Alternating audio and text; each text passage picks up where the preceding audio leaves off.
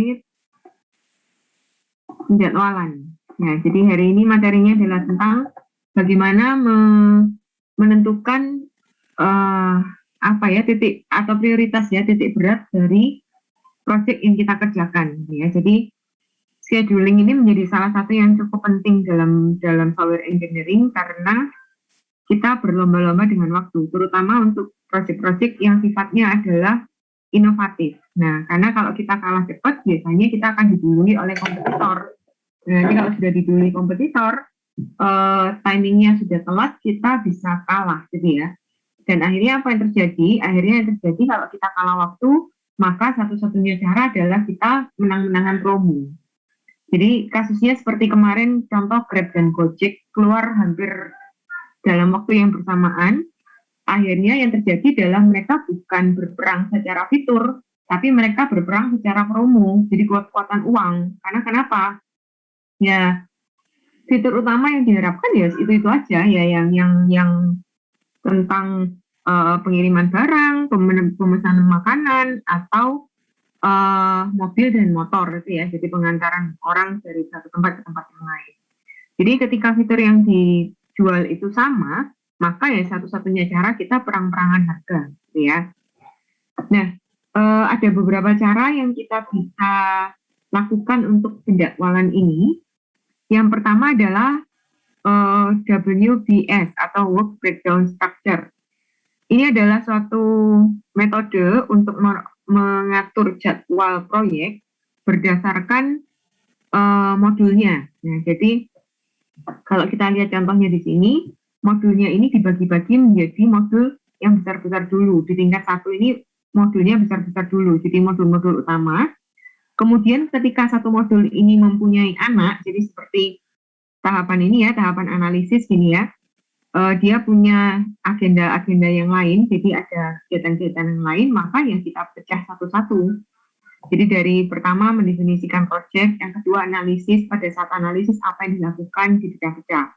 Nanti pada saat sampai di testing, misalkan ya di testing kita melakukan, yang pertama testing internal, kemudian yang kedua testing eksternal terbatas, yang ketiga testing eksternal, jadi langsung ke end user misalkan. Nah, itu setiap tahapan dituliskan di dalam work breakdown structure ini.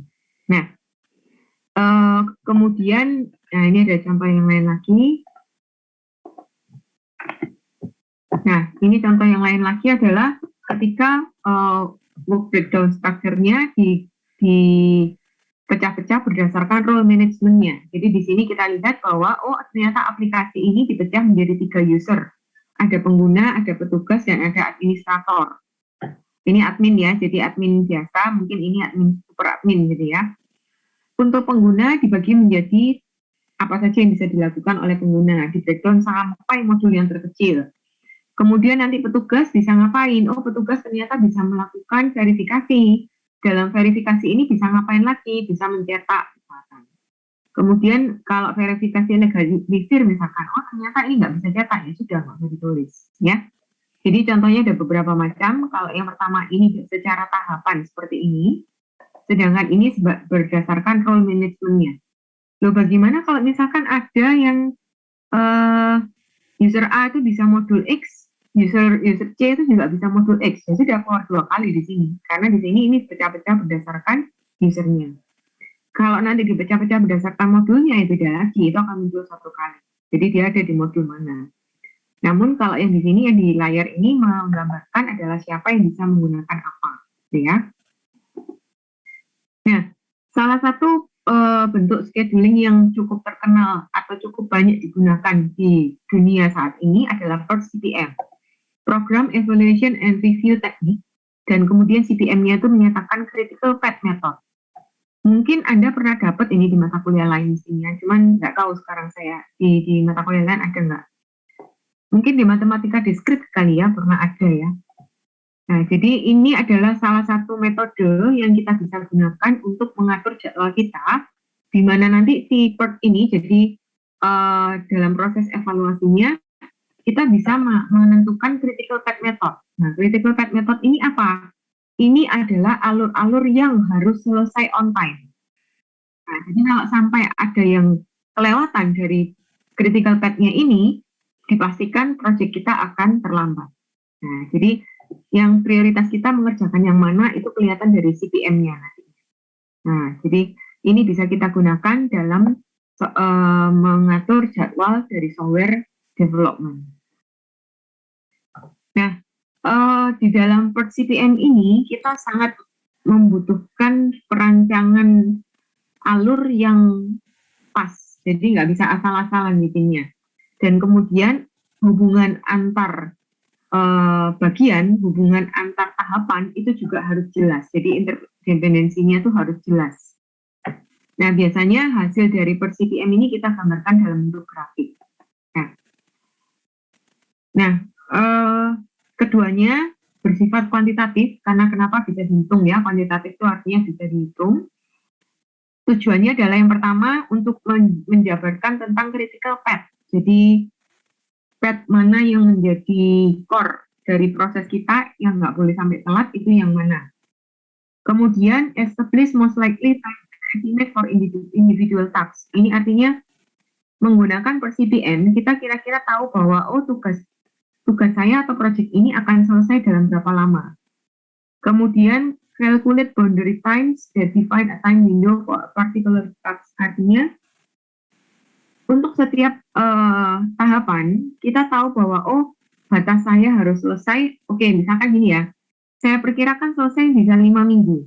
Karena ini bukan termasuk critical path, maka saya bisa molor nih sampai 7 minggu. Itu nggak apa-apa, tidak mempengaruhi jadwal. Nah, berarti saya tahu boundary times-nya itu saya sampai mana. Meskipun terjawab 5 minggu, namun ternyata saya nggak nututin 5 minggu. Saya lihat ini critical path nggak sih? Enggak kok. Berarti ada berapa lama sisa waktu saya? Ada 3 minggu. Ya sudah, saya berarti bisa molor sampai 8 minggu. Ya, kurang lebih seperti itu. Kemudian timeline-nya menggunakan Gantt chart. Kemarin sudah banyak ya yang membuat Gantt chart. Gantt chart bentuknya seperti ini. Gantt chart itu menunjukkan bahwa ini sambungannya kemana, ya, itu menggambarkan itu.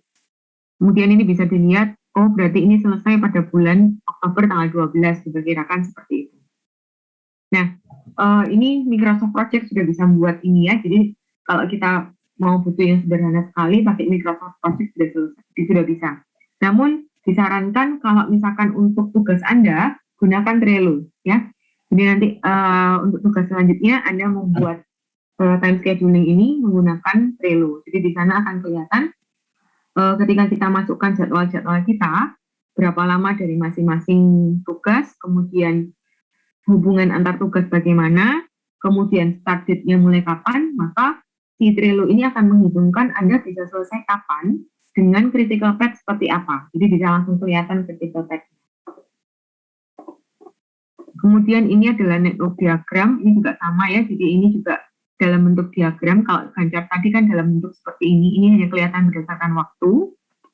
Kalau ini kita bisa lihat berdasarkan taksnya. Jadi ini taks yang harus selesai pada saat ini apa saja, ini bisa kelihatan di sini. Oke. Nah, ini contoh kasusnya dari per CPM.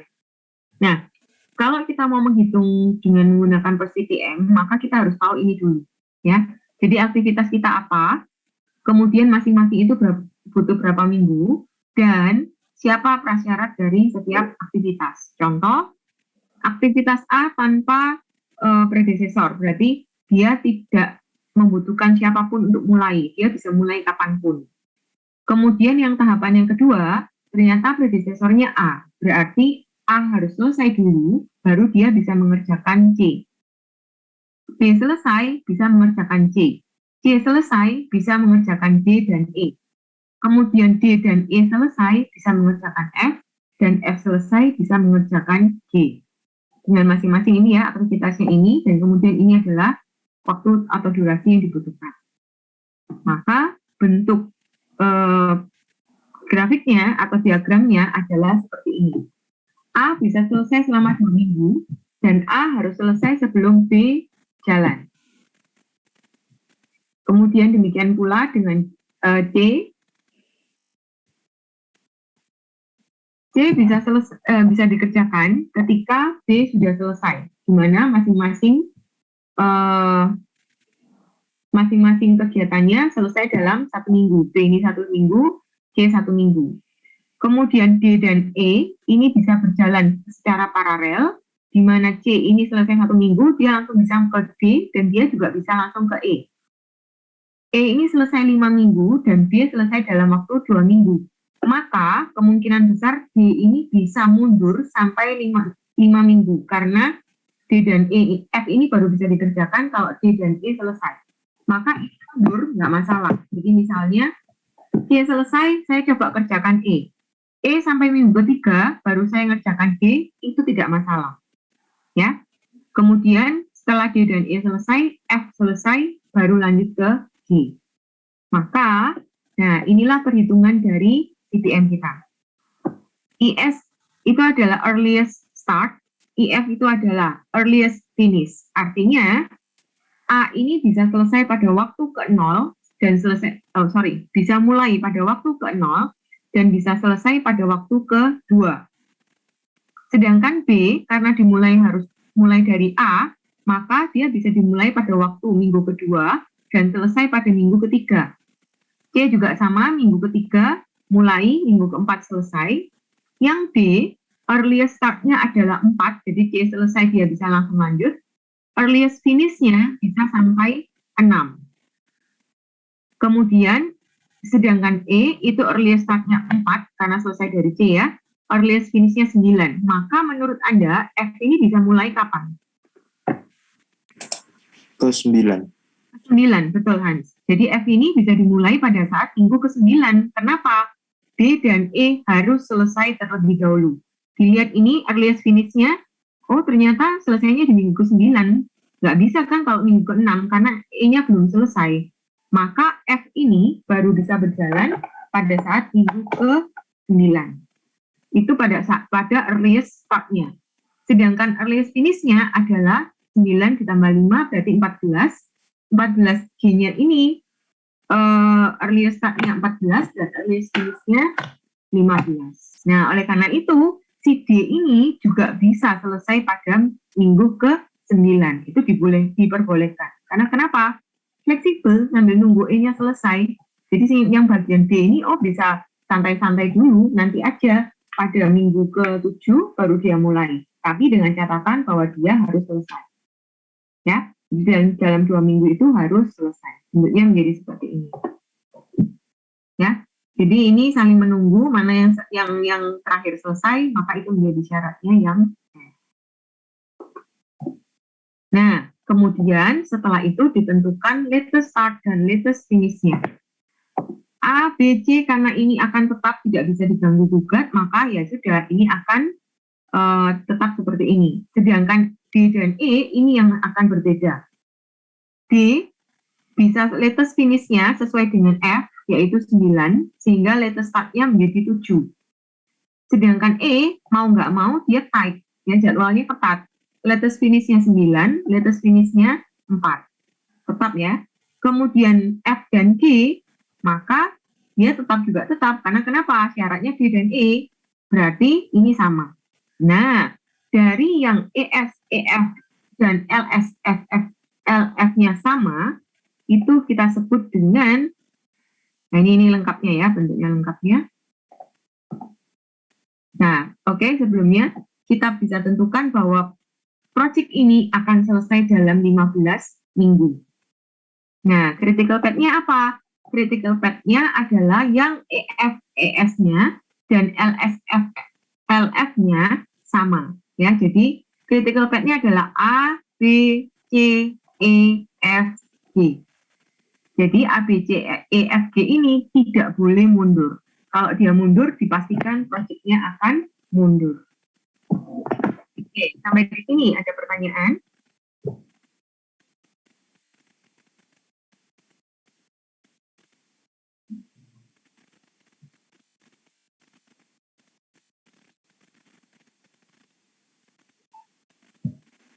Ada? Bu, saya mau tanya, Bu. Ya, silakan. Kalau misalnya kayak paralel gitu, kan early start early finish-nya, satunya yang D itu 46, satunya yang E itu 49. Kalau misalnya DF itu ngerjainnya itu pakai hasil dari yang D dulu, terus diberhentiin, terus pakai yang E gitu bisa nggak, Bu? Kalau secara teori nggak bisa, Will. Kenapa? Karena syaratnya F itu D dan E selesai. Jadi misal gini ya, misal D dan E itu, misalkan D itu kuesioner, E itu wawancara. Nah, kemudian pada saat F itu kita mengolah hasil kuesioner dan wawancaranya. Kalau misalkan seperti itu, lawang kuesionernya sudah selesai, saya bisa olah dulu. Ya nggak apa-apa. Kalau kayak gitu nggak apa-apa, tapi itu praktek di lapangan. Namun secara teori nggak bisa. Karena apa? F ini punya syarat bahwa D dan E harus selesai. Ya, jadi sekali lagi ini hanya teorinya. Jadi nggak bisa kita pukul rata bahwa oh harus saklek seperti itu. Kalau di teori iya, tapi kalau di praktek di lapangan belum tentu. Contoh tadi itu, kalau misalkan di sini kita mengolah hasil analisisnya ya, hasil-hasil benchmarkingnya misalkan. Di sini syaratnya saya survei, ini kuesioner. Atau kebalik ya, ini kuesioner, ini survei lebih cepat. Sedangkan yang survei ini butuh lama, karena kenapa? Kita menyesuaikan dengan jadwalnya yang kita wawancara. Sedangkan kalau kuesioner, kita tinggal sebar apapun yang didapat, ya itulah hasil kuesioner kita. Jadi lebih cepat relatif ya. Maka dari itu di F mungkin bisa dengan praktek yang tadi William jelaskan bahwa ya sudah saya olah dulu ininya, saya olah dulu yang hasil kuesionernya. Nanti kalau yang hasil surveinya selesai, baru saya olah hasil wawancaranya. Itu nggak apa-apa. Tapi kalau di soal nggak bisa, harus ikut teori. Ya, oke? Oke, Bu. Makasih, Bu. Ya, ada lagi? Nggak ada, kita coba. Nah, ini ada beberapa soal latihan. Kemudian ini adalah taks A. A itu tidak punya predesesor. Dia expected time-nya 7. B juga tidak punya predesesor. Expected time-nya 5,3. Ayo kita bulatkan aja 5 ya, biar nggak bisa. Ya wes. Oh, bisa ternyata. Ini kita bulatkan 5 saja.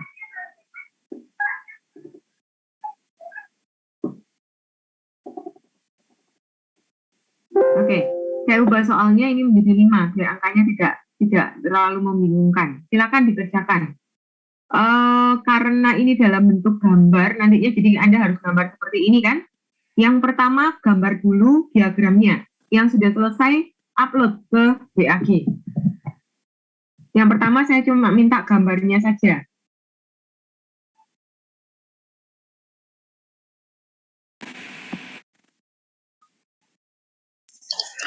Ini di gambar early start early finish-nya juga, Bu?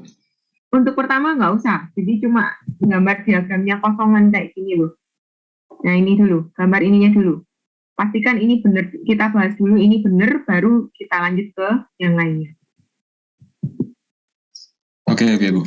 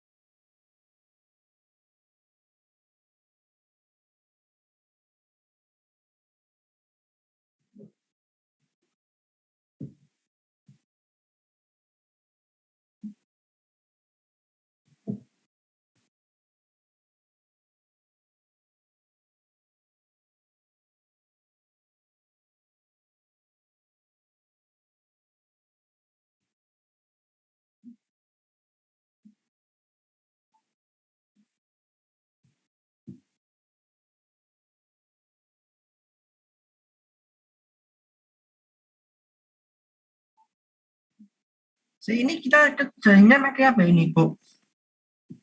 Gambar, Dilan. Gambar pakai tangan. Ya, Oh, bisanya pakai apa?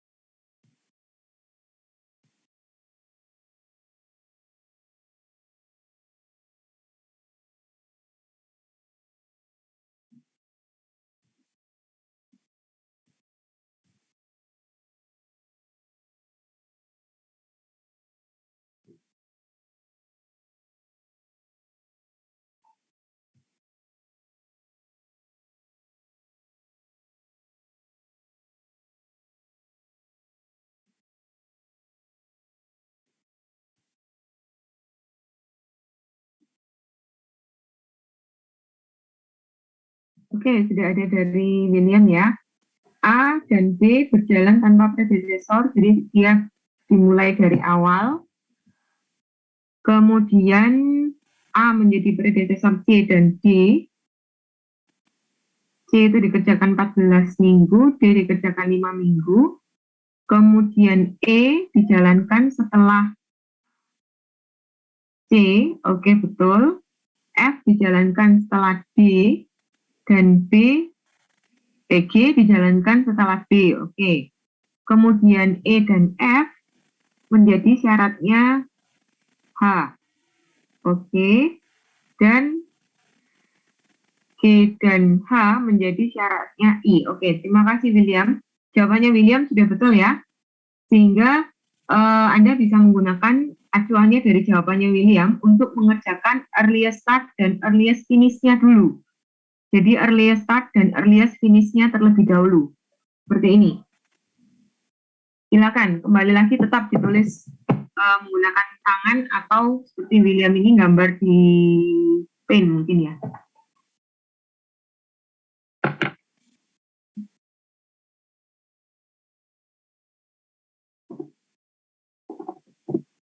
Ini untuk cari latest startnya itu gimana, Bu? Latest start, Iya, sama latest finishnya.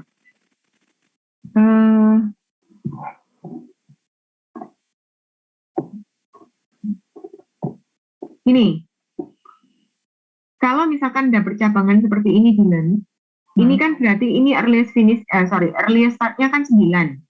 Sedangkan ini kan nggak sama, earliest startnya F dengan earliest finishnya D tidak sama kan? Berarti D ini akan punya latest finishnya bisa sampai 9. Jadi seperti ini. Jadi latest finishnya D ini bisa sampai 9. Karena kenapa? Dia boleh mulai, pokoknya sebelum E selesai ini, dia bisa molor gitu istilahnya. Gitu loh. Jadi kalau Anda lihat aja, kalau ES-nya suatu predecessor dengan kelanjutannya ini nggak sama, ini 4, di sini 9, oh berarti ini latest finish-nya sama dengan 9. Sedangkan latest start-nya, ini kan dikerjakan 2 minggu. Dari 9 mundur 2 minggu jadi 7. Sehingga ini menghasilkan data yang tidak sama. Jadi ini saya pindah dulu ya. Ya. Oke, Bu. Bu, maaf Bu, saya masih kurang paham. Kok F,5 Bu? Sorry, gimana benar? Yang F,5 Bu, nggak paham dapat 5-nya dari mana Bu? F,5 mana N,5? F,5 ini kah? F,5. Ini? Ya Bu. Itu dari soal. Ya Bu. Jadi ini diketahui bahwa F itu bisa dikerjakan selama 5 minggu. Ini kan F5 berarti ini F dikerjakan selama 5 minggu. Kalau D2 dikerjakan selama 2 minggu.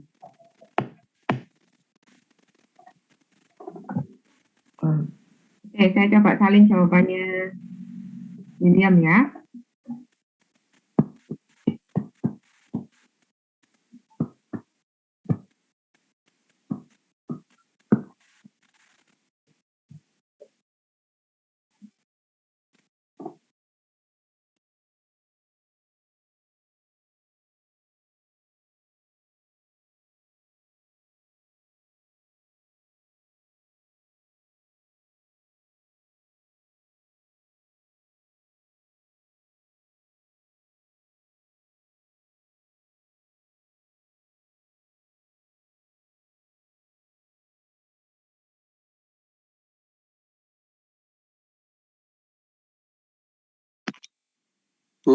early startnya A sama B tetap dari 0 dah atau gimana? Early start-nya iya dari nol. Kalau early start dari nol. Enggak, yang A sama B sama 0. Iya, sama. Untuk early start iya.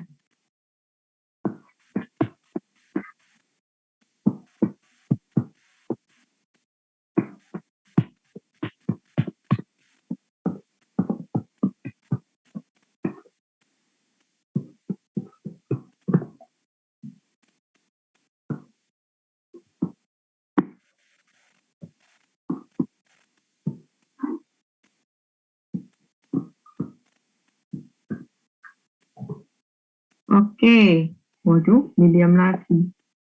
Oke, dari William, kita tunggu jawaban yang lain atau gimana nih? Ada yang sudah hampir selesai?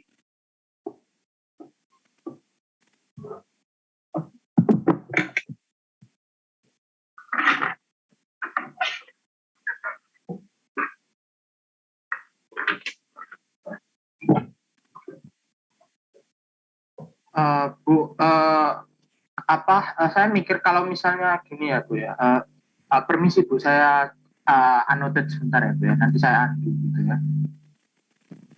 Permisi Bu. Ya, jadi kan ini kan tadi saya bingung ya, kalau misalnya ini kan pasti kalau ini ditambah, yang bagian sini ini ditambah. Ini kan pasti lebih banyak ya, kalau misalnya daripada ini tambah ini gitu ya. Maksudnya secara total gitu ya. Ini kan 7 tambah ini kan 18 tambah 14 kan 32 gitu ya. 32. Sedangkan di sini ini 77 14 5 19 begitu ya.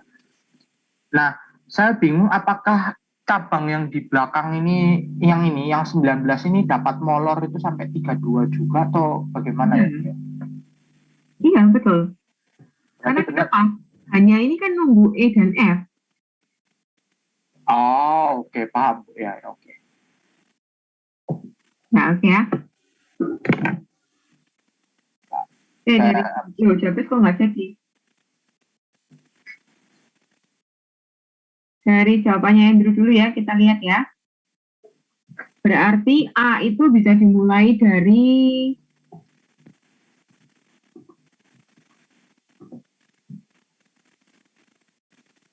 saya pakai warna beda.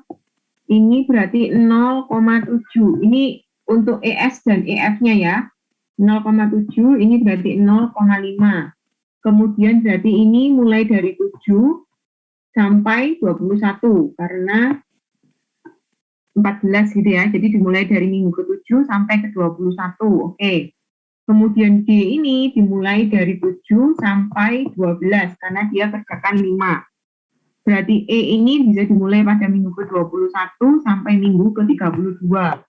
Sedangkan F ini bisa mulai pada minggu ke-12 sampai 19. Nah, sedangkan H ini menunggu E dan F selesai, maka dia bisa dimulai pada minggu ke-32 sampai minggu ke-36.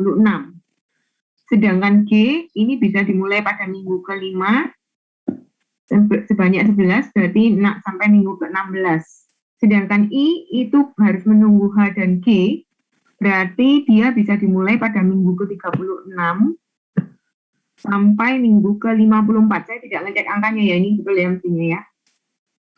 44, oke betul. Nah, ini adalah earliest start dan earliest finish-nya. Ada pertanyaan? Oke, jawabannya Andrew sudah betul ya.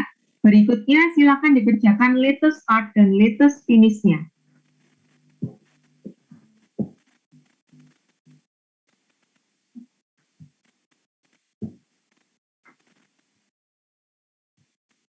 Oke.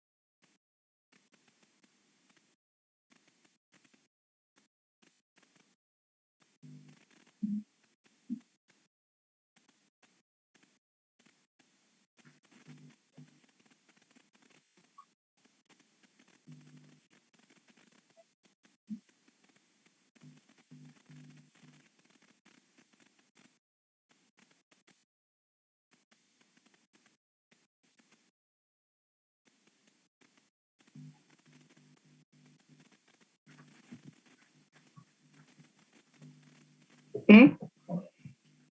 Belum? Kita coba kerjakan sama-sama ya.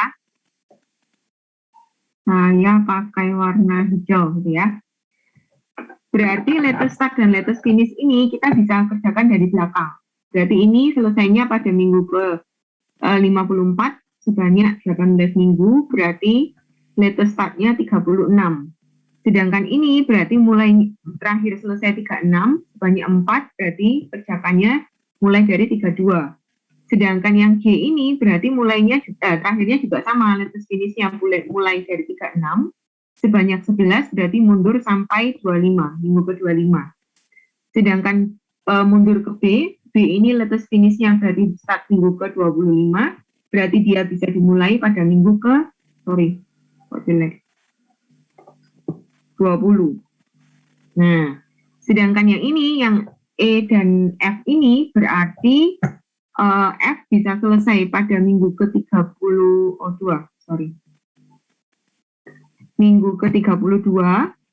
sebanyak 11, berarti dia bisa mulai pada minggu ke 21. Kemudian F selesai pada minggu ke 32 sebanyak 7, berarti bisa mulai pada minggu ke 25. Kemudian yang D bisa selesai pada minggu ke 25, mulainya dari minggu ke 20. Kemudian yang C selesainya pada minggu ke 21, mulainya pada minggu ke 7. Mundur ke belakang berarti A ini karena ini 20 dan 7, jadi C dan D ini dilihat. Karena C harus mulai pada minggu 7, berarti A ikut minggu ke 7. Sehingga dari sini kita bisa tentukan mana yang menjadi critical path-nya adalah yang kita lihat atas dan bawah nilainya sama. A ini sama. Kemudian C ini juga sama. Kemudian E ini juga sama. Kemudian H dan I. Nah, maka rangkaian critical path A, C, E, H, dan I ini tidak boleh sampai terlambat. Karena kalau ini terlambat, maka dipastikan bahwa I ini tidak bisa selesai on time pada minggu ke-54. Ya, seperti itu cara pengerjaannya. Oke, sampai di sini ada pertanyaan. Bu, berarti LSLF menentukannya dari belakang ya, Bu? Di belakang. Hitungnya. Dan ESEF sama LSF-LF-nya yang terakhir selalu sama ya, Bu? Harusnya iya, enggak tentu juga. Kalau misalkan H ini selesai di tempat, misalkan ke I, G ini ke J, nah itu I dan J-nya bisa beda.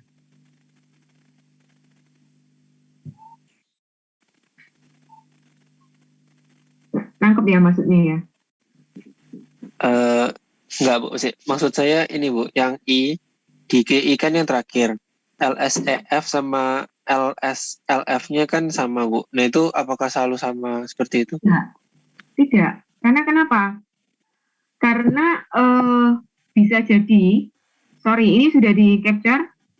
Saya mau clear. Ya, Bu, sudah. Sudah ya? Semua sudah ya? Ken, kamu ngomong nggak ada suaranya, Ken? Oh, maaf Bu, saya lupa mute. Oh, oke. Saya clear ya. 1, 2, 3. Misal ya, ini ada A, kemudian A ini ke B, kemudian ini ke C, kemudian ini ke D, ini ke E, dan ini ke F, kemudian ini ke G, dan ini ke I. Nah, kalau kayak gini, apa yang endingnya? Nggak ada. Ya bisa jadi G dan I ini bisa jadi berbeda. Misalkan ya, ini misalkan ini sebanyak 5, ini sebanyak 7, ini 9,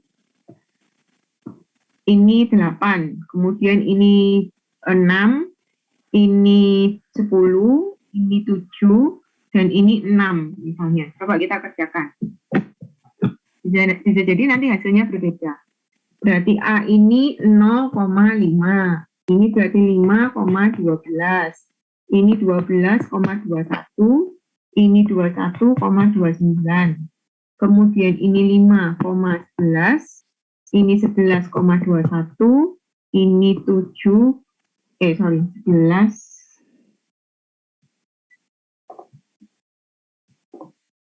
11,18. Berarti ini 21,27. Nah, kalau kayak gini, ya yang terakhir itu G-nya. Karena kenapa? I-nya ternyata selesainya di 27, tapi mereka posisinya sama loh. Ya. Nah, kalau kayak gini, berarti nanti yang di latest start dan latest finishnya berarti dari belakang. Ini berarti 29,21. Kemudian ini 21,12. Ini 12,5. Ini 5,0. Kemudian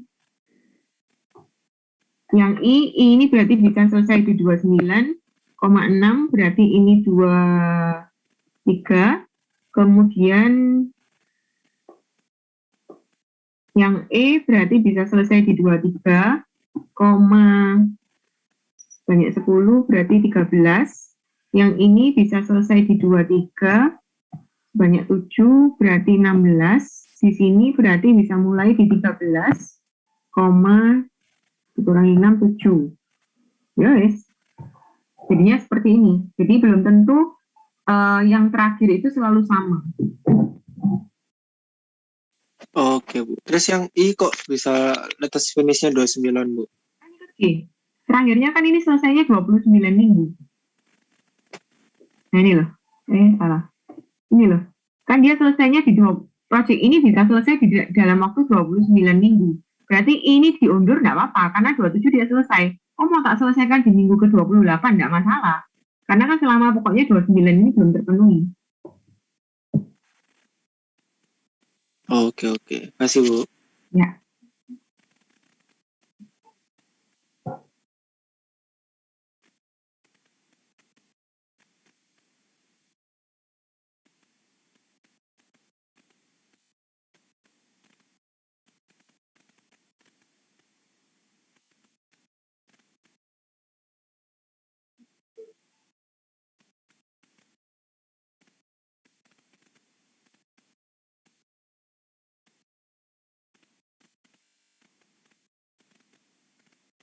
Yuk, ada lagi?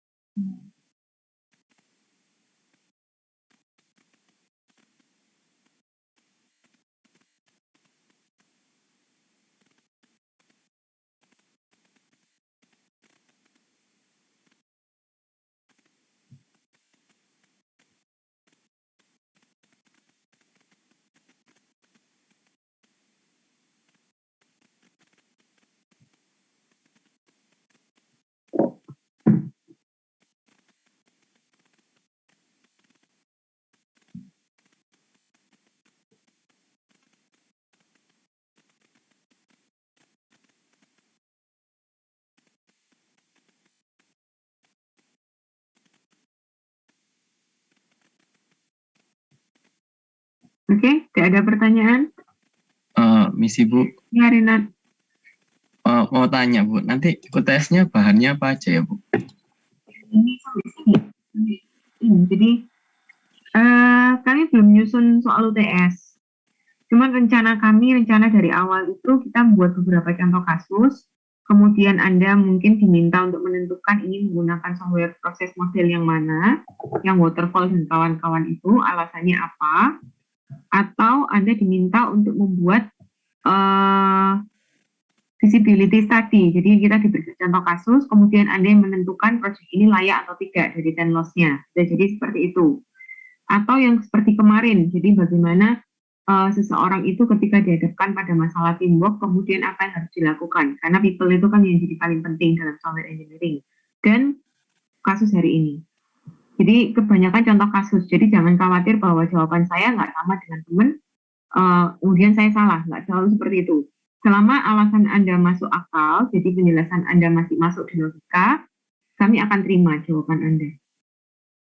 Ya, jadi kurang lebih seperti itu. Jadi dalam mata kuliah ini, kita belajar untuk menjadi seorang project manager. Oke, makasih Bu. Ya, sama-sama.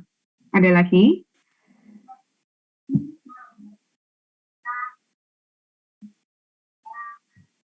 Ada? Oke, saya clear ya.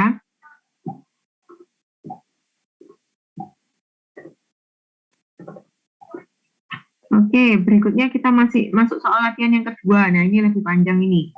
Sama seperti tadi, gambarkan dulu diagramnya, kemudian nanti baru kita buat earliest start dan earliest finish-nya. Ini sudah ada di ULS mestinya, jadi Anda bisa ambil soalnya di sana. Tugas Anda adalah gambarkan di whiteboard ini. Kalau kesusahan, ya gimana, mau digambar di whiteboard sini atau siapa yang mau? Silakan resen.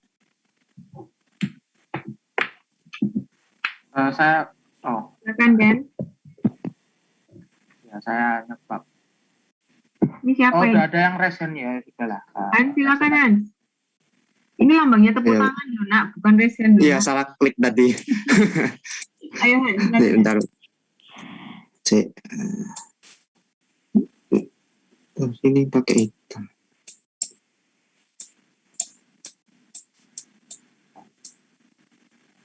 Oh.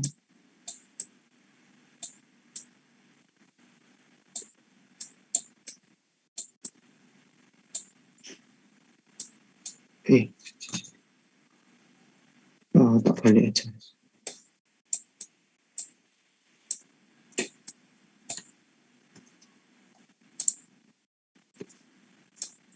Aduh.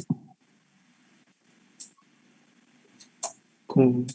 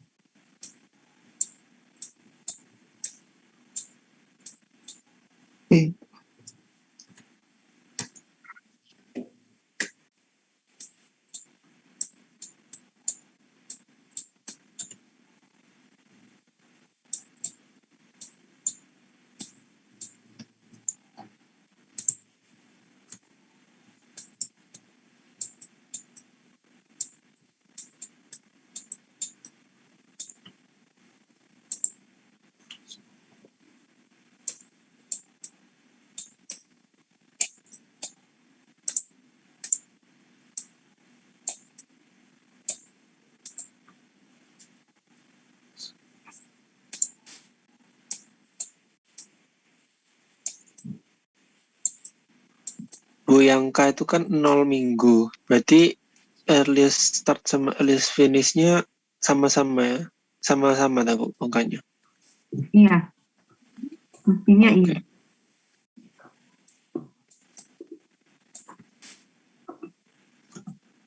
Jangan.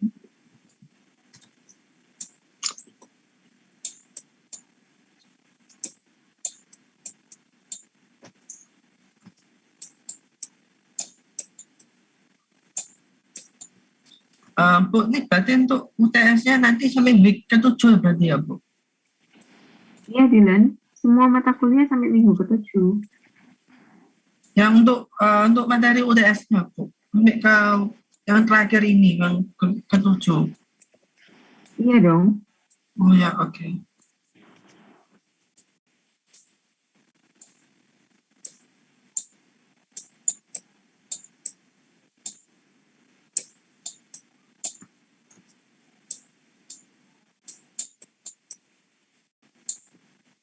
Udah, Bu, mungkin gini.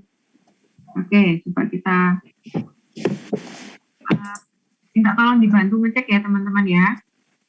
A itu A 0, terus B 20. G-nya 30 dan 60. G-nya 20, F 40, 20, 50. 40,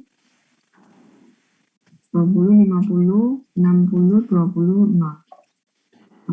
Oke, cara ini sudah betul ya. Oke, siapa yang mau melengkapi untuk earliest start dan earliest finish-nya?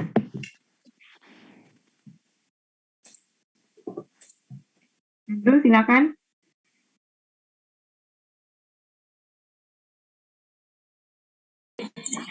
Bu, untuk yang H itu bukannya perlu F juga ya, Bu? Oh, benar. Ya, lupa saya. Itunya. A, B, C itu dari C dan D dari B. Oke.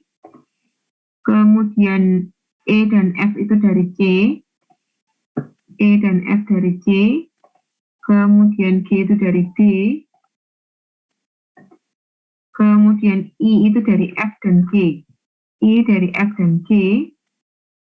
Kemudian I, J itu dari H dan I. J, H dan I. K itu oke. Oke, yang mana yang salah? Yes? Oh, sudah, Bu. Tadi Yang sudah ini tadi, ditambahin. Bu. Tadi F ke H-nya nggak ada garisnya soalnya, Bu. Ya, yang ini FK-nya belum tadi. F ke H. Yang Ya, ini tadi. Ayo silakan Andrew. Kasih warna lain ya Andrew. Taruh di atas.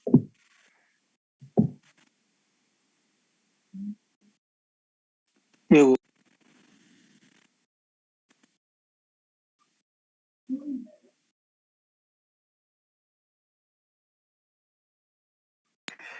Aduh, Bu, susah ini. Saya kirim fotonya saya aja, Bu, ya. Susahan annotate. Bu, mau nanya, berarti kalau early start itu kita mulai dari yang Kali Bernard. belakang ya? Nggak dengar Bernard. Kalau earliest start itu kita mulai dari belakang, dari yang pertama. Terus kalau latest start berarti dari yang paling akhir ya, Bu? Ya, betul. Oke, Bu.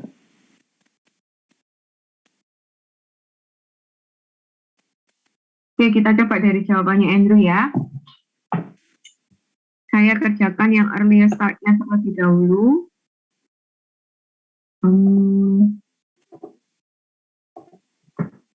Berarti ini 0,0, kemudian ini 0,20, kemudian C-nya 20,50, ini 20,80, kemudian E-nya 50,90, yang ini 50, sama ya 90, ini 80,100, kemudian hanya 90,140,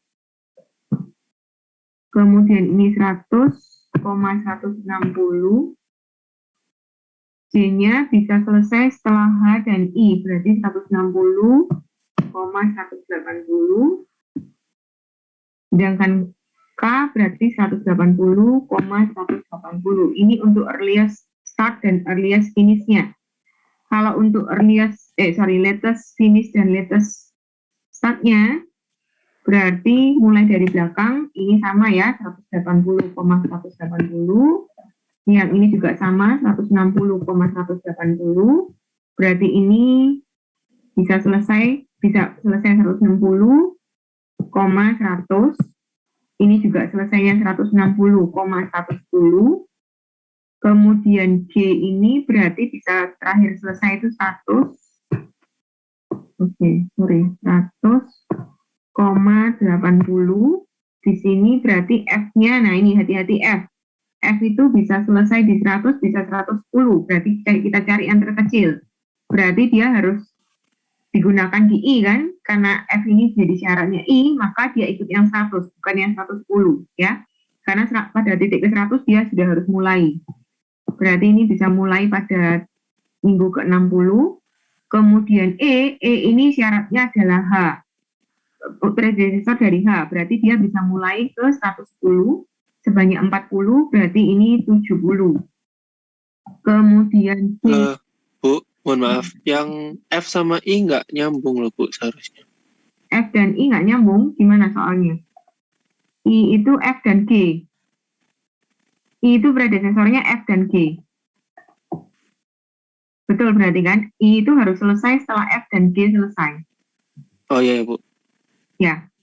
Oke, kemudian kita mundur lagi yang D ini berarti harus selesai pada minggu ke-80 dan ini mulai dari mulai dari 20. Yang C itu predesesor dari E dan F, berarti 60 dan 70. Pada minggu ke-60 dia harus selesai. Berarti di sini 60,30 gitu ya.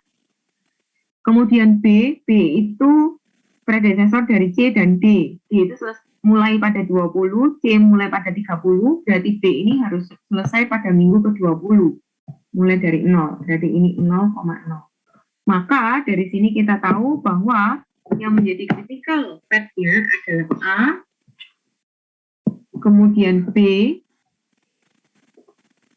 kemudian antara D dan C yang sama adalah D ya, berarti kita ambil D. Kemudian antara G, F, dan E yang sama adalah G. E dan F sudah tidak mungkin karena C bukan critical path. Kemudian antara G, H, dan I ternyata yang sama adalah I. Ini juga ya, hanya sudah tidak mungkin karena E dan F tidak critical path. Kemudian ini juga sama dan ini juga sama. Berarti untuk critical path-nya adalah A, B, D, G, I, J, dan K. Ini adalah CPM-nya, critical path. Oke, sampai di sini ada pertanyaan?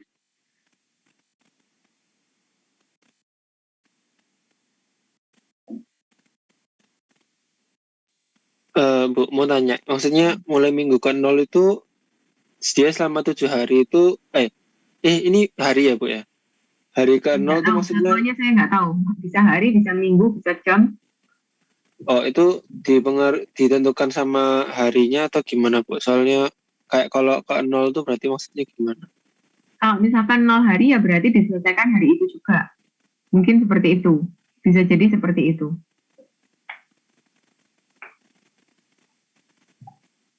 Oke, Bu. Oke, ada lagi? Oke, sebentar.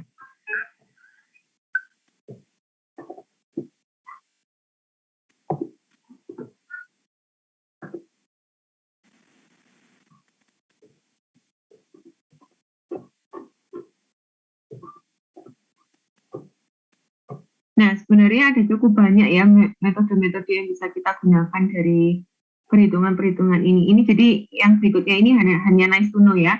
Jadi hanya untuk diketahui saja, tidak ikut di ujian. Yang ikut di ujian hanya yang sesuai dengan ULS. Jadi ini sebagai tambahan untuk kita ketahui.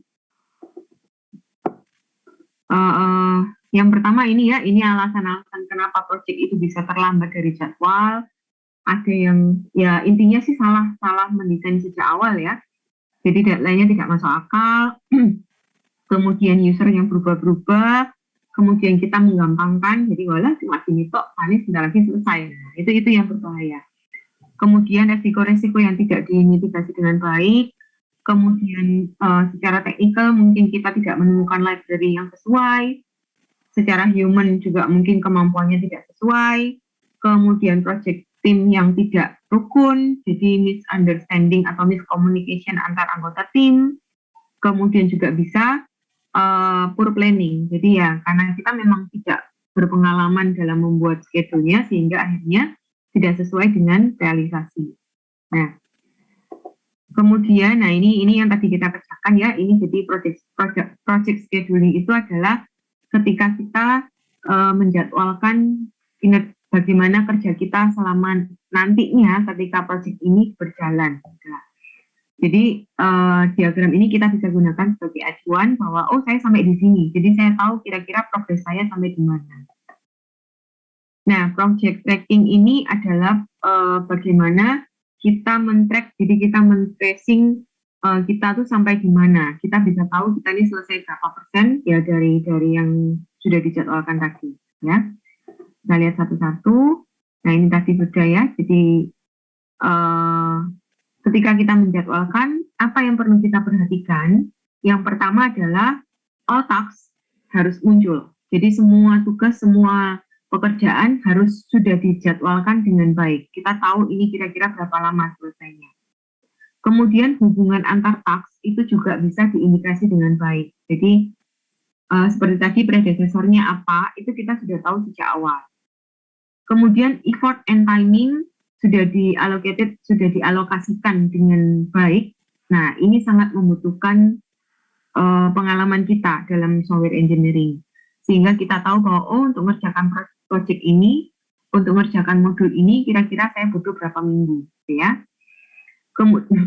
Kemudian resource juga dialokasikan dengan baik. Jadi saya tahu bahwa ini yang mengerjakan siapa, ini yang dikerjakan menggunakan bahasa pemrograman apa, itu sudah jelas dari awal. Dan kemudian milestone ini kita tentukan. Jadi milestone itu apa ya? Batu apa ya kalau di ini ya? Ya seperti batu penunjuk gitu ya. Jadi kita harus tahu bahwa dalam titik ini saya harus selesai sampai gimana, itu jadwal saya. Maka kalau misalkan sudah mendekati dan saya belum sesuai target, saya bisa mengejar. Dan bagaimana cara saya mengejar itu, kurang lebih seperti itu. Nah, jadi ini adalah scheduling principle. Jadi hal-hal yang perlu kita perhatikan pada saat kita membuat scheduling dari project. Kita tahu pemecahan modul-modul atau pengerjaan tugas-tugas ini pemecahannya bagaimana. Jadi jangan sampai kita mecah-mecah sesuatu yang masih ukurannya terlalu besar sehingga akhirnya ini tidak bisa berdiri secara independen. Itu yang masalah. Jadi contoh, task saya hanya menuliskan bahwa saya harus survei. Nah, titik. Nah, survei ini ada banyak. Kita bisa benchmarking ke studi banding ke sistem lain. Kita bisa menggunakan studi literatur, kita bisa melakukan survei, kita bisa menggunakan kuesioner. Nah, mana yang kita maksudkan dalam hal survei ini? Nah, lebih baik kita pecah. Jadi ada tahapan saya melakukan kuesioner, ada tahapan saya melakukan wawancara, ada tahapan saya melakukan studi banding, dan seterusnya. Ya. Kemudian interdependensi artinya bahwa kaitan antar task itu kita juga sudah tahu bahwa sebaiknya kalau saya mau melakukan wawancara, itu saya pernah benchmark ke sistem lain. Kenapa? Karena nanti kalau saya diajak ngomong sama klien saya, dia menjelaskan panjang lebar, sedangkan saya dalam kondisi saya tidak pernah mempelajari sistem apapun, saya jadinya nanti nggak ngerti. Diajak ngomong tentang marketplace, saya taunya cuma Shopee. Nah, yang lainnya cara kerjanya seperti apa, saya nggak tahu. Nah, nanti akhirnya dijelaskan kita pelunga-pelungu, nggak ngerti apa-apa. Nah, itu bahaya. Ya. Kemudian tadi itu effort, jadi kita tahu bahwa ini mungkin untuk dikerjakan dan kita punya resource untuk itu. Kemudian, nah ini people-nya siapa dan kemudian output-nya apa. Jadi kita tahu bahwa kalau saya mengerjakan benchmarking, maka hasilnya adalah saya bisa mendapatkan creative adaptation. Jadi saya bisa tahu dari modul-modul yang sudah saya studi bandingkan antar sistem, itu nanti saya bisa dapat apa sih? Nah, kemudian pada titik-titik tertentu, pada milestone yang sudah kita tentukan, kita bisa mereview, saya on target atau tidak. Nah, jadi milestone ini biasanya kita berhubungan dengan termin pembayaran. Jadi, misalkan, ini setelah 3 bulan saya bisa deliver modul ABCDE, sehingga user diminta atau klien diminta untuk membayar sekian. Nah, itu berhubungan dengan milestone tadi. Nah, ini kita sudah pernah bahas ya di pertemuan pertama. Kalau kita terlambat, kita bisa tambahkan programmer untuk mengejar ketinggalan. Nah, tapi ternyata tidak seperti itu, tidak semudah itu. Ya, kalau kita butuh tenaga, mungkin iya, bisa lebih cepat selesai. Tapi kalau kita butuh pemikiran, itu nggak bisa. Karena kenapa? Satu, semakin banyak orang, pemikirannya semakin kompleks. Dua, bagaimana dengan transfer knowledge-nya? Nah, kemudian belum tentu juga orang yang baru ini bisa bekerja sama dengan baik. Nah, akhirnya yang ada seringkali pada saat kita menambahkan menambahkan programmer, yang terjadi adalah teamwork-nya yang beresiko untuk lebih kacau, gitu ya. Nah, ini ada satu rumus yang bisa kita gunakan untuk menghitung kira-kira kalau saya butuh coding sebanyak ini, saya butuh berapa lama untuk mengerjakan. Tapi sekali lagi, ini tidak saklek seperti ini. Ini hanya untuk perkiraan saja. Ya, jadi contohnya seperti ini. Ini adalah rumusnya. Jadi si Putnam ini adalah penelitinya. Dia yang merumuskan bahwa kalau saya membutuhkan coding sebanyak ini, maka sebanyak apa time waktu yang saya harus sediakan untuk mengerjakannya. Nah, jadi seharusnya kalau menurut Putnam itu ini sesuai dengan grafik yang melengkung ini. Kalau sampai hasil hitungan kita ada di titik ini, berarti ini sudah salah. Ada yang salah dengan hasil perhitungan kita. Rumus yang dia gunakan seperti ini. Nah, setelah diolah menjadi rumusnya seperti ini. L itu menunjukkan jumlah coding yang kita buat, sedangkan kalau kita menghitung effortnya, effort in person month, jadi dalam 1 bulan kita butuh berapa orang, maka rumusnya menjadi yang bawah. Ya, jadi tergantung kita mau hitung yang mana. Nah, ada contohnya enggak ya?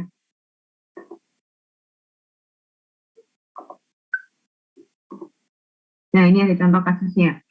Misalkan kita sudah memperkirakan bahwa software kita ini akan dibuat dalam bentuk 33.000 line of codes atau LOC. Jadi kita tahu bahwa codingnya dalam rupa 33.000 baris.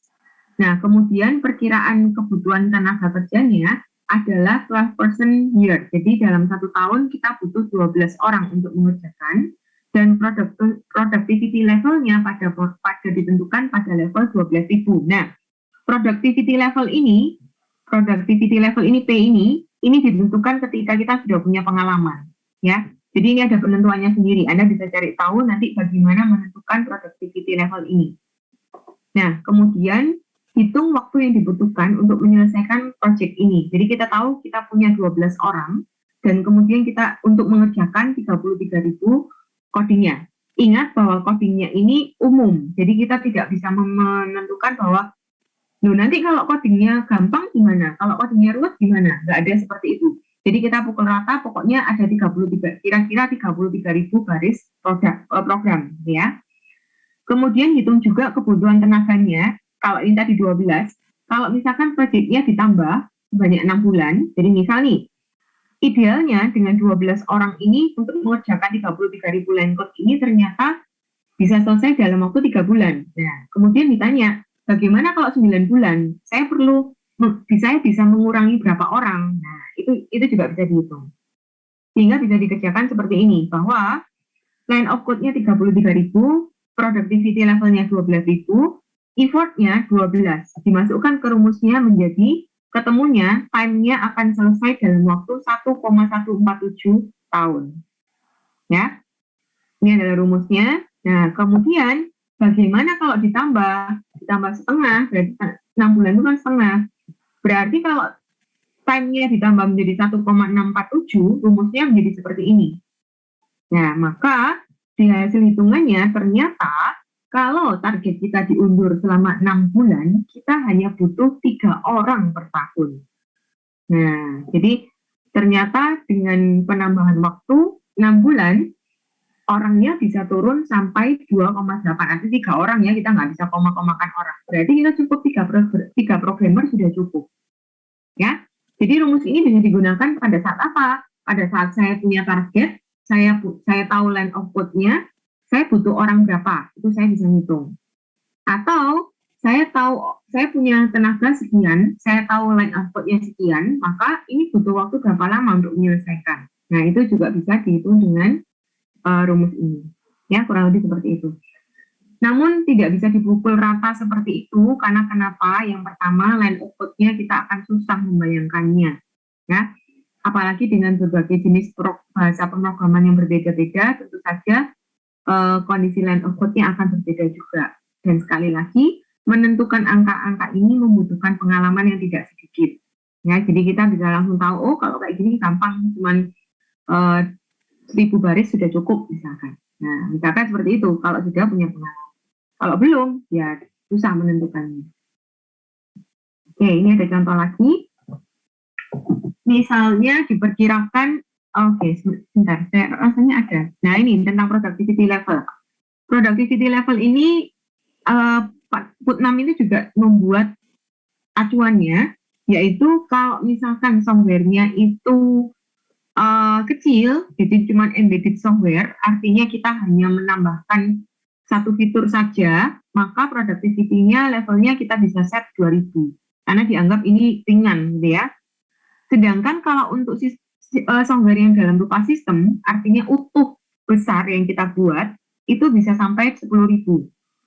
Sedangkan kalau bisnis application ini pada umumnya sudah melingkupi bisnis secara utuh. Jadi misalkan kita bikin marketplace, ada penjual, ada pembeli, ada admin di sana, kemudian kita juga kerjasama sama bank, kemudian nanti juga ada kerjasama sama ekspedisi. Nah, kita cukup besar di sana karena kita lingkupnya satu bisnis besar. Nah, itu sampai 28.000. Ya, jadi ini acuan yang dibuat oleh Putnam tadi. Oke, nah ini ada contoh kasus lagi. Software Y dikerjakan dalam rupa 45.000 line of code. Diperkirakan kita bisa menyediakan 12% benar. Artinya dalam 12 tahun kita punya tenaga 12 orang programmer. Dengan asumsi productivity levelnya adalah 4.000.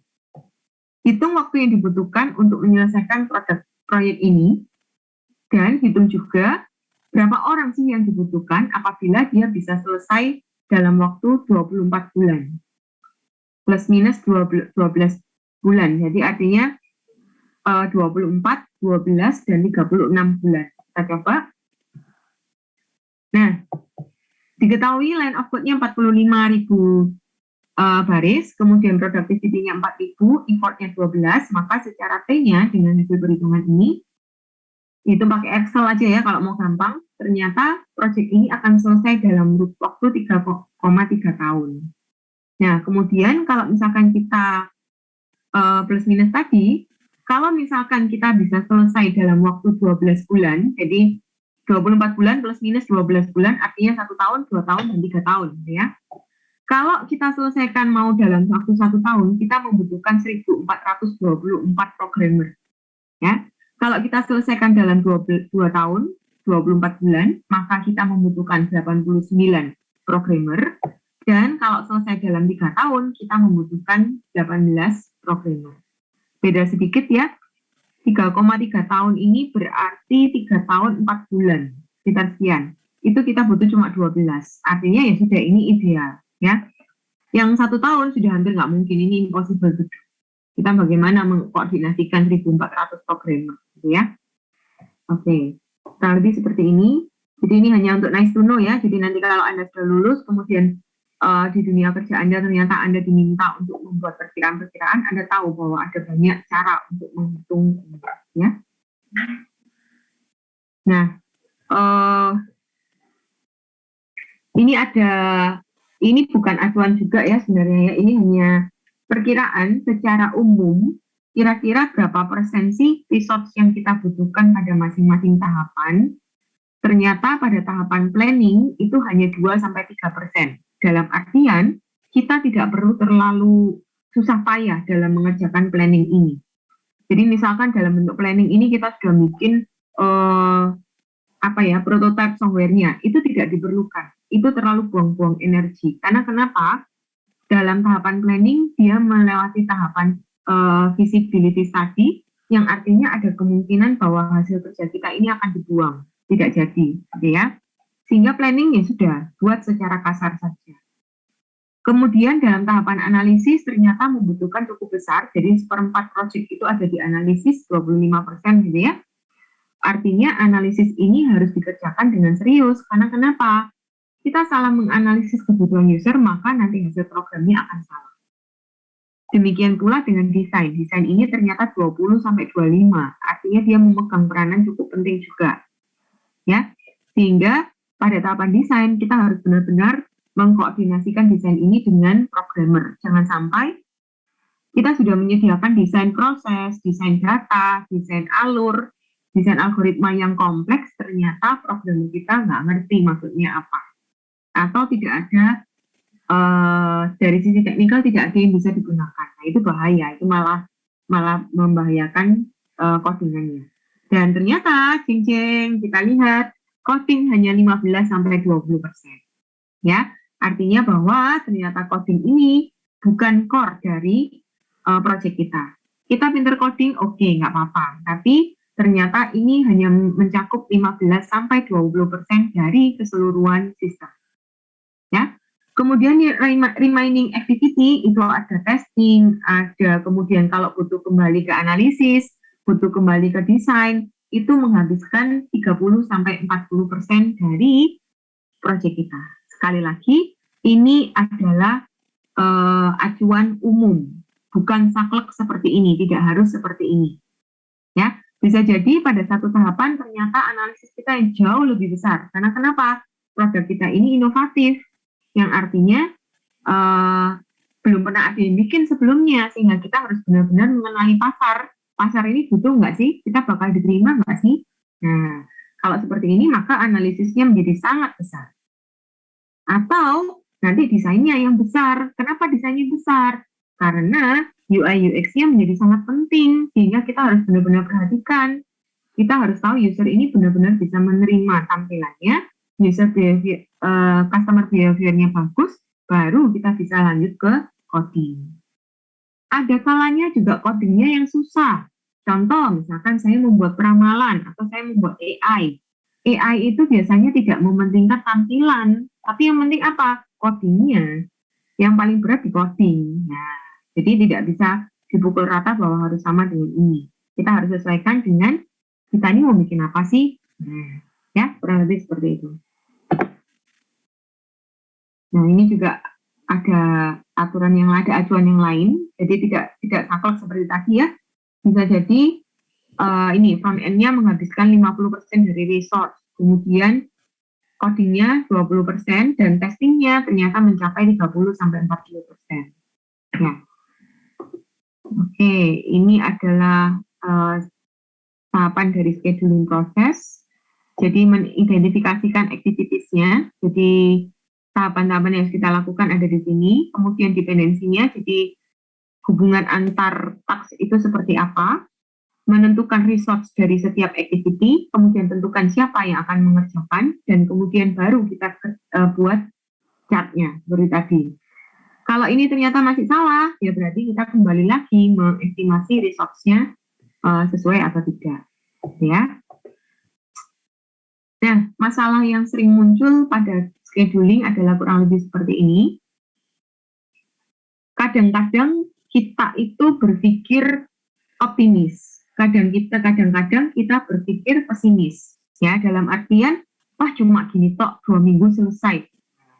Kemudian setelah kita jadwalkan 2 minggu, ternyata ada masalah di sana sini sehingga akhirnya ini mundur dari jadwal. Atau sebaliknya, kita minder, jadi pesimis. Aduh, ini susah ini, bikinnya 5 minggu. Ternyata 2 minggu selesai. Karena kenapa? Kita nemu library-nya. Nah, jadi memperkirakan tingkat kesulitan dari setiap task itu menjadi masalah tersendiri. Kemudian productivity level, ini juga tidak sesuai dengan kondisi di lapangan. Itu juga bisa terjadi gitu ya. Kemudian, nah ini adding people. Jadi di tengah-tengah tiba-tiba ada muncul orang baru, di mana orang baru ini ternyata tidak bisa blended dengan yang sudah ada. Nah, itu juga menimbulkan masalah baru. Dan unexpected always happens. Nah, jadi mau tidak mau, task manajemennya harus baik. Kita harus bisa memperkirakan apa kemungkinan terburuk yang bisa terjadi dalam proyek kita. Ya, contingency plan. Jadi, rencana contingency itu apa ya? Apa istilahnya? Ya, contingency itu seperti emergency gitu ya. Jadi kalau misalkan jadi sesuatu, apa yang kita lakukan? Kemudian schedule presentation, nah ini biasanya kita buat dalam bentuk grafik. Kenapa grafik? Paling gampang dilihat. Kalau kita tulis tugas A dikerjakan dari tanggal sekian sampai tanggal sekian, semuanya dalam bentuk tulisan, nggak akan ada yang sadar bagaimana tentang emergensinya jadwal tersebut. Tapi kalau kita buat dalam bentuk grafik, misalkan seperti ini akan menjadi jauh lebih mudah dimengerti. Ya, oh berarti nanti task 1 ini tengah-tengah, task 2 bisa mulai kerja. Kalau task 2 sudah mulai pada masuk mulai, task 3 bisa dikerjakan dan seterusnya. Nah, ini jauh lebih mudah dibaca. Kemudian, nah ini taksnya jangan terlalu kecil juga karena nanti jadi banyak. Karena kalau kita terlalu kecil, gancapnya nanti jadi ruwet gitu ya. Kemudian, nah ini contohnya kalau kalender base menggunakan gancap, kalau activity network menggunakan network diagram seperti tadi yang kita buat. Nah ini network diagram, jadi 1.2 harus selesai, baru 1.3 bisa dikerjakan. 1.3b, 1.3c, dan seterusnya. Ya, kalau dalam bentuk seperti ini, kita bisa menghitung critical path-nya. Namun apa kekurangannya kalau kita membuat dalam bentuk network diagram, tidak bisa seperti ini. Tengah-tengah week 1, tiba-tiba ngerjakan task 2. Tengah-tengah week 3, tiba-tiba ngerjakan task 4. Nah, ini predecesornya yang susah kalau kita dalam bentuk gancap. Ya, jadi mana yang lebih cocok, mau pakai gancap atau pakai network diagram, tergantung dari kebutuhan kita, gitu ya. Dylan, tadi saya sudah bilang, ini memang nice to know, jadi tidak ada di ULS, ya. Oke, kemudian ini tracking itu kita biasanya untuk men-tracking itu kita biasanya adakan pertemuan rutin, gitu ya. Tujuannya apa? Tujuannya untuk melihat masing-masing tim itu sudah mengerjakan on track atau tidak. Kalau sampai ada yang tidak on track, maka itu saatnya kita mulai memperhatikan ini masuk critical path enggak. Kalau enggak, ya berarti oke, masih ada waktu, nutut enggak untuk selesai sesuai dengan jadwalnya critical path. Kalau tidak, berarti harus lakukan sesuatu. Kemudian, ya ini intinya, ya kita harus memperhatikan satu sama lain anggota timnya, terutama project manajernya harus memperhatikan kira-kira task yang dikerjakan on track atau tidak, ya. Nah, ada satu yang bisa kita gunakan. Nah ini, jadi yang terakhir ini use critical path modeling and earn value analysis. EVA ini kita bisa gunakan untuk melihat progres kita secara kuantitatif.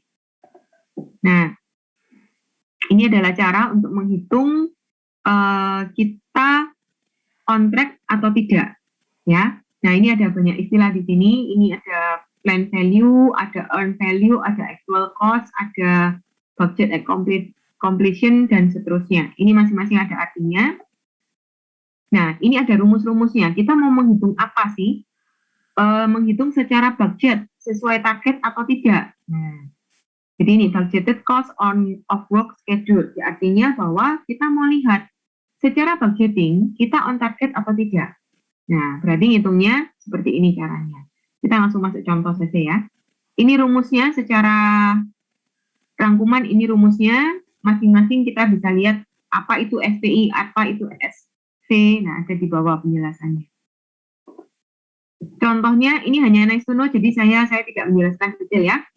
Contoh, saat ini saya mempunyai 56 task yang membutuhkan 582 per day. Artinya saya membutuhkan setiap hari 582 orang yang mengerjakan proyek saya.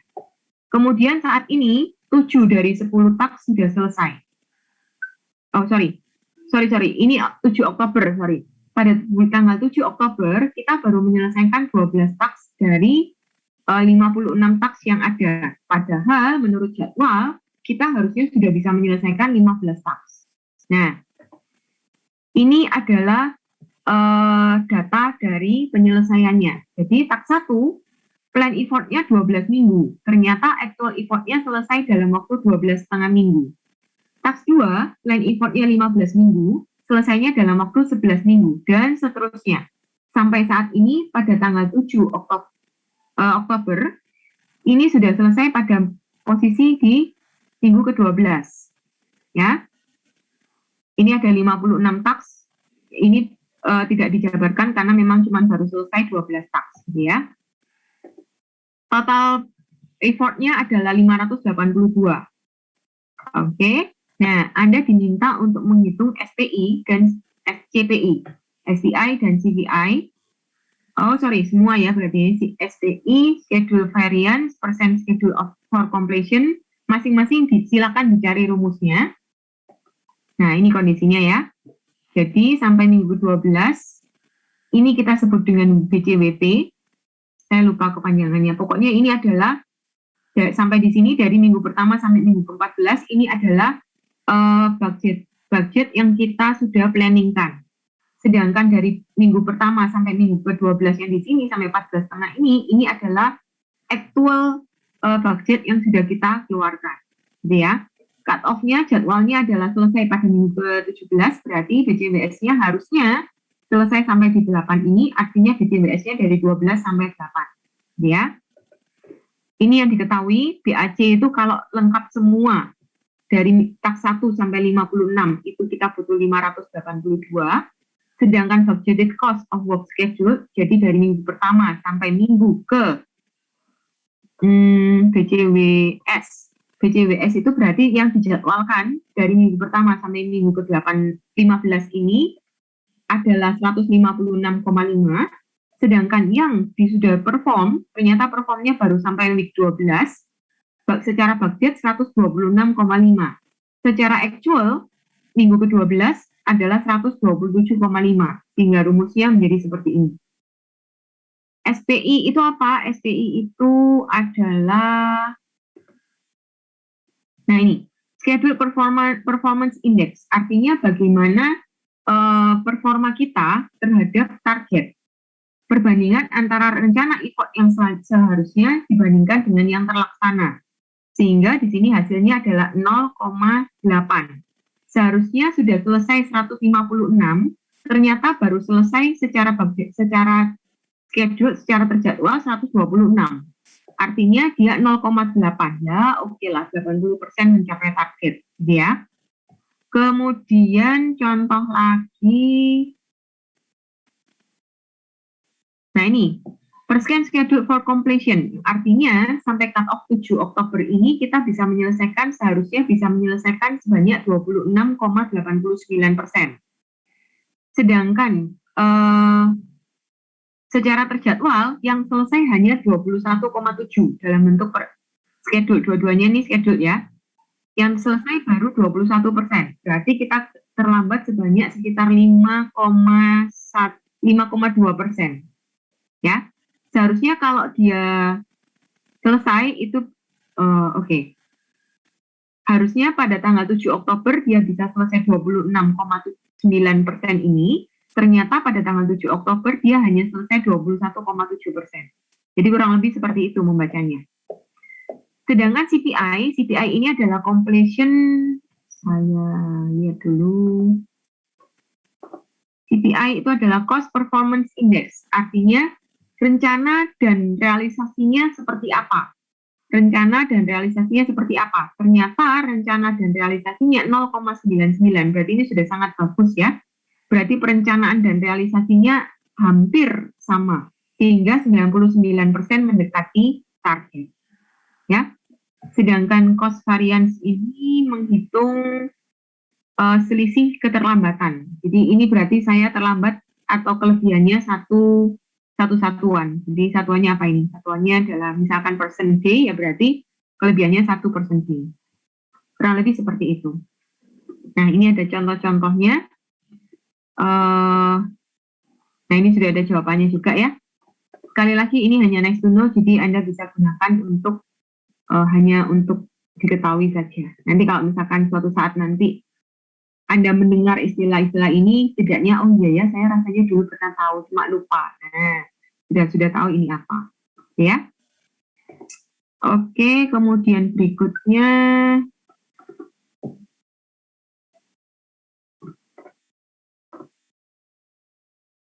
ya, kurang lebih seperti itu sih. Ini materinya ITDD, dulu lah ya.